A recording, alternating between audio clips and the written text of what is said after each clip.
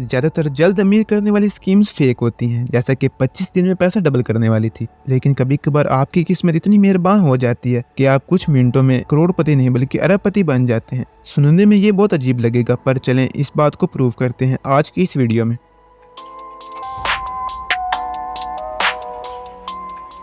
Bull riding सबसे dangerous sports में से एक है, जिसमें छोटी सी गलती आपको बहुत भारी पड़ सकती है।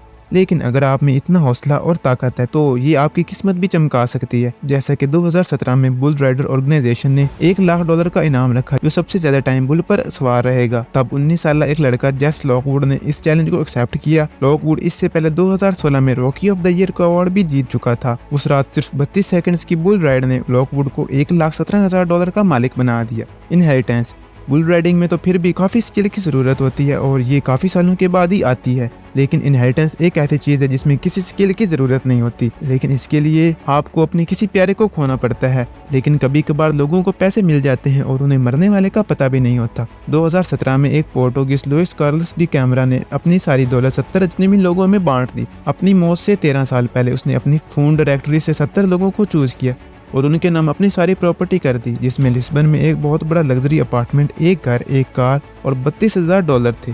दूसरी तरफ फ्रैंकोस बेटनकोर्ट को अपनी मां के बनने के बाद $42 बिलियन और लॉरियल एम्पायर मिला और इस वजह से वो इस वक्त दुनिया की सबसे वेल्थिएस्ट लेडी। बेसबॉल, ये स्टोरी सुनने के बाद शायद आपका भी बेसबॉल प्लेयर बनने का दिल करे। 27 सितंबर 1998 को मार्क मैकवायर एक शॉट मारता है। वो शॉट क्राउड में जाती है और उसे ओजर्की कैच कर लेता है। पहले तो ओजर्की ये बॉल वापस देने लगा था, लेकिन इसके बदले वो अपने आइडियल मैकवायर से मिलना चाहता था। ऑफिशियल्स ने ओजर्की से कहा कि हम तुम्हें मैकवायर से साइन किया हुआ बॉल, बैट और जर्सी ले देते हैं, बट ओजर्की ने ये ऑफर एक्सेप्ट करने से इनकार कर दिया और उस बॉल को अपने पास रखा। बाद में 3 महीने रखने के बाद ये बॉल उसने $3 बिलियन की बेच दी। बिटकॉइन दुनिया की सबसे महंगी क्रिप्टो करेंसीज में से एक है। इस वक्त तो एक बिटकॉइन की कीमत भी बहुत ज़्यादा है, लेकिन स्टार्ट में ये इतना महंगा नहीं था। 2 भाई कैमरॉन और टाइलर थे जिन्होंने बिटकॉइन के स्टार्टिंग के डेज में इसमें इन्वेस्ट किया था। उन्होंने 2013 में जब बिटकॉइन ट्रेडिंग स्टार्ट की तब एक बिटकॉइन $120 का था। तब उनके पास 1 लाख बिटकॉइंस थे, जबकि इस वक्त एक बिटकॉइन की कीमत $28,000 से भी ऊपर जा रही है। इसका मतलब है उन्होंने कुछ सालों में इतनी ज़्यादा दौलत कमाई जितनी उन्होंने कभी सोची भी नहीं थी। आपको ये तो पता है कि करेंसीज की कीमत हर मिनट ऊपर नीचे होती रहती है, तो जब बिटकॉइन ऊपर जा रहा था तो वो हर घंटे मिलियंस ऑफ डॉलर कमा रहे थे बगैर कुछ किए।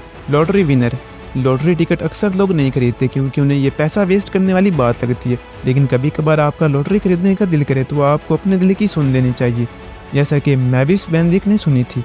मैविस वैनजिक एक 53 साल हॉस्पिटल वर्कर थी। एक दोपहर वैनजिक एक दुकान के सामने से गुजर रही थी जब उसने लॉटरी टिकट्स देखी। उसका भी लॉटरी टिकट खरीदने का दिल किया। अपनी लॉटरी टिकट का नंबर डिसाइड करने के लिए उसने अपने प्यारों की बर्थडेज यूज़ की और उसके डिसाइड किए हुए नंबर्स 6, 7, 16, 23 और 26 थे। और मज़े की बात यह है कि उसकी लॉटरी लग गई और वो $758 मिलियन जीत गए। बैंक एरर, इमेजिन करें आप सुबह उठें और आपके बैंक अकाउंट में करोड़ों रुपए पड़े हुए हों। सुनने में ये तो अजीब लगेगा, मगर यही हुआ था मैथ्यू पीर्स के साथ।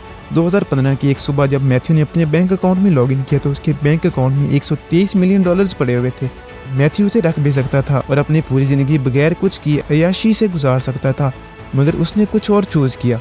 उसने इसकी बजाय बैंक कॉल की और उन्हें इस रिलेटेड इन्फॉर्म किया। जब उसने बैंक वालों को ये बताया तो उन्हें लगा कि मैथ्यू मजाक कर रहा है और वो आगे से हंसने लग गए। लेकिन बाद में जब उन्हें ये बात कंफर्म हुई तो फ़ौरन उन्होंने इस एरर को ठीक किया। अगर आप मैथ्यू की जगह होते तो आप क्या करते? क्या आप ये पैसे रखते या ईमानदारी का मुजाहरा करते हुए बैंक वालों को इसके बारे में इन्फॉर्म करते?